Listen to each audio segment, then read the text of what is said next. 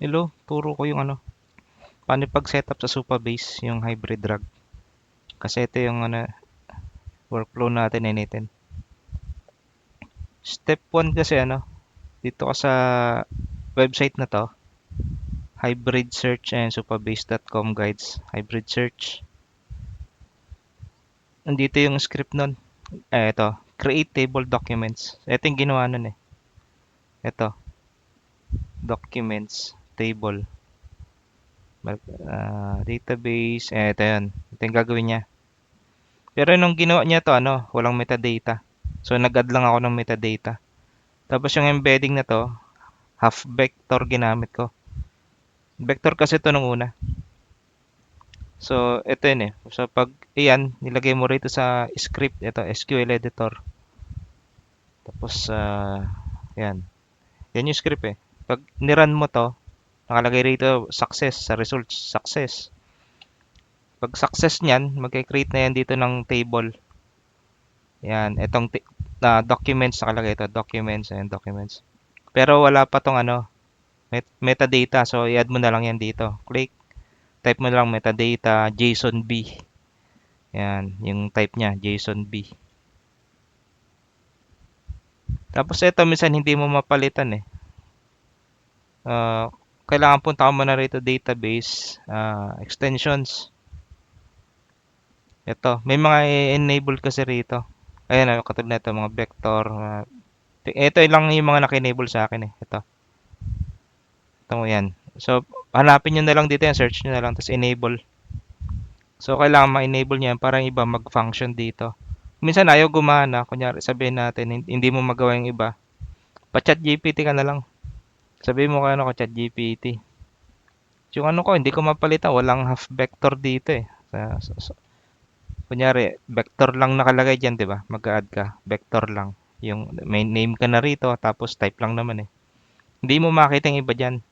Pag wala dyan, pa-chat GPT mo na lang.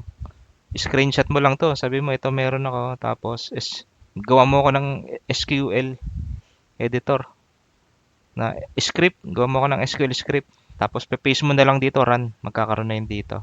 So, ganun lang yung karaniwang ginagawa ko rito. Chinachat GPT ko lang yung anong kailangan ko sa script. Tapos, pag nakakreate ka na ng table, documents, di ba? Yan ang pinakamalaga dyan eh. Kasi yung, di ba yung yung pagka hybrid rag natin, ito lang yung meron. Embedding lang to. Vector lang to, vector type, embedding. Ito lang original. So, pag ginamit natin tong hybrid, magkakaroon nito, TS vector. So, every time ini-insert natin yung document dito, yan, may nag-upload sa drive, may naglagay dito. Kunyari, dito lang, 'di ba, download ka. Nag-download, dinirect mo rito. Supabase, pwede 'yon. Isa lang ang nun. Etong dalawa, yan, gagawin niya na kung ito na yung setup mo. So, gagawa ka niya ng embedding tsaka FTS vector. Ang purpose na ito, semantic search ito, pang semantic. Ito yung full text search, FTS. Semantic full text search. Yan. Yan yung niya, purpose. Pero dito kasi, 'di ba, bago ko siya ikinarga, 'di ba, hindi ako nag-direct download tapos hindi ko siya dinirect. Kasi ang ko rito, yung hinati niya yung documents na walang plano, parang hati lang ng hati. So ginawa natin, 'di ba, yung download, yung PDF ba tsaka yung document na babasa. Oo, dito yan, HTML direct. Pag hindi naman mabasa yung PDF, scan PDF lang siya, gumamit ako ng Mistral OCR para ma-convert yung document. Yung image na lang siya eh. So pwedeng PNG yan eh. Pwedeng picture rin dadan dito kaya scan PDF. Tapos ma-extract niya yung text nun. Pag text na sila, mababasa na. Gawin natin HTML para yung ma-retain yung headers nila, subheadings. Bago natin convert sa markdown para mabilis i-process. Tapos i-chunk na natin by headers. So, yun yung pinagawa ko rito eh. Chunk by headers yun eh. So, pinakode ko lang din to kay ChatGPT. Kasi ang ginawa ko lang ito yun eh. Pinapanood ko to lagi. Itong dalawang to. Ang topic nila madalas kasi sa RAG, mga hybrid, ano yung mga failure ng mga traditional RAG, tapos ano pa yung solution yan. So kada pinapanood ko yung video, nagno-note ako sa ano, notepad. Tapos sa notepad, pinagawa ko kay ChatGPT. Gumawa nga ako ng workflow base rito sa ano ko notes. So ito yung nag-ano, inisa-isa ko to eh kung paano to na ano, na isa-isa ko sa ChatGPT. So kada ano niya, yung mga laman niyan, pinaisa-isa ko yan. Gawa mo nga ako code. Kunyari yan. Yung input dito, kakopy ko yung JSON file eh. Sasend ko sa ChatGPT. Nagawa mo ako ng code para sa HTML cleanup, yung mga ganun. So, yan. So, ChatGPT lang to halos lahat yung ginamit ko rito, majority. Mga 98% ata, 95 ganun. Kasi ano na to eh, nung final ko na siya nagawa, tsaka ko lang to in-upload sa Cloud AI lang. Hindi Cloud Code Cloud AI. In-upload ko lang yung script, 'di ba? Download mo lang 'yan eh, yung script, JSON file. In-upload ko sa Cloud AI. Tapos may konting adjustment lang ginawa 'yon, yung Cloud AI. So 'yun, mapapasok na siya rito. So ngayon para matawag natin tong dalawa, kailangan natin tong ano, edge function. Ito edge function. Nandito rin sa documents yun eh. So pag magke-create tayo edge function ito. Ito na yung script niya. So ano yan, may iba nagka-problema nung una eh, parang hindi nagano kasi ito ang gamit niya rito and ito sa index kasi ito i-create mo rin, ilagay mo lang dito sa ano yun eh, sa SQL script, i-run mo lang din dito yan. Para sa indexes, kung ano yung madalas natin gamitin, mabilis niya i-read. Yan, copy mo lang, tapos paste mo rito. Run mo lang. Tapos yan, mapupunta na yun dito sa index.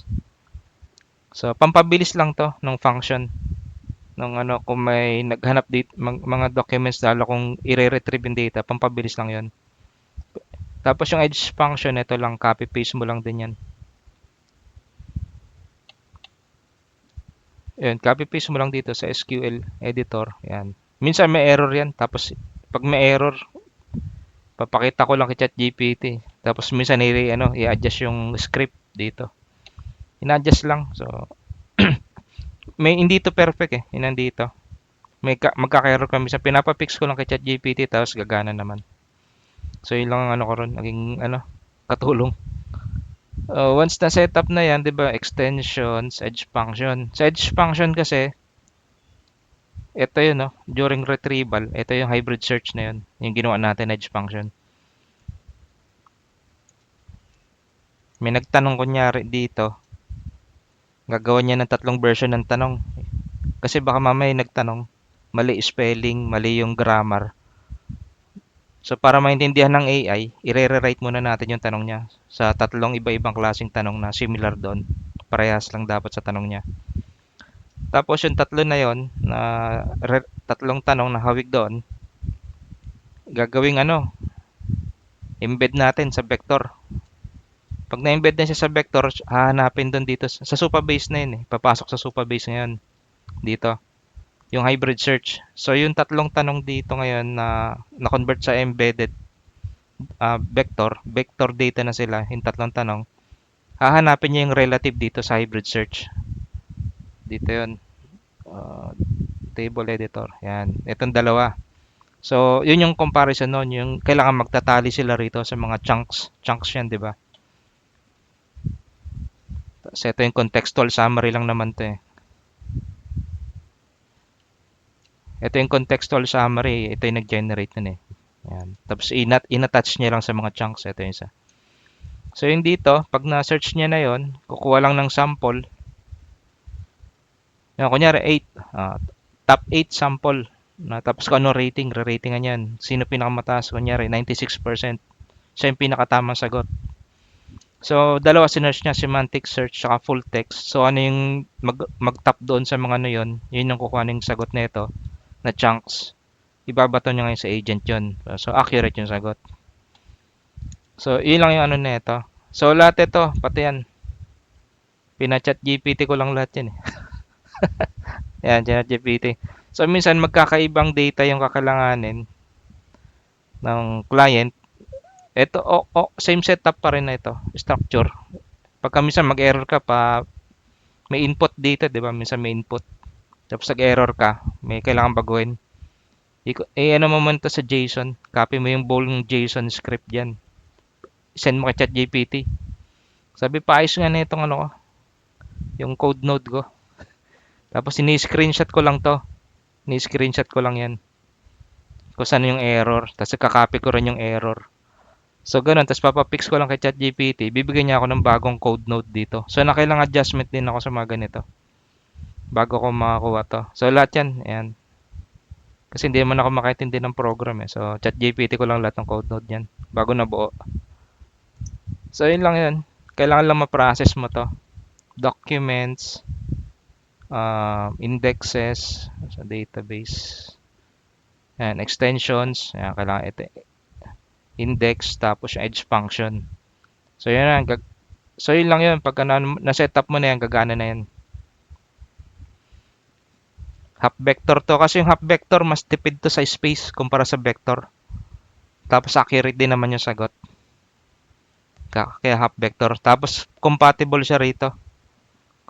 Kasi pagka vector to, hindi gagana eh. Yung ano, hybrid. Puno kasi naka-vector ay gumana. So, yun lang yun eh. Kailangan mo setup mo muna sa Supabase. Tapos ito, pag sinend ko sa inyo to, ano mo na lang, dito na lang import. Yan, import from file nyo na lang, yung JSON file. Tapos kakarga na rito. Change nyo na lang yung mga ano nyo, ito, yung mga Google accounts, Google Gemini, Mistral. Ito, Mistral lang naman to. Isang account lang yan, Mistral. Ito, Google Gemini lang naman to. Yan na, Postgres. Supabase. Pag naka-access ka na sa Supabase, yun na rin yung sa Postgres eh. So, yun lang, parehas lang. So, okay.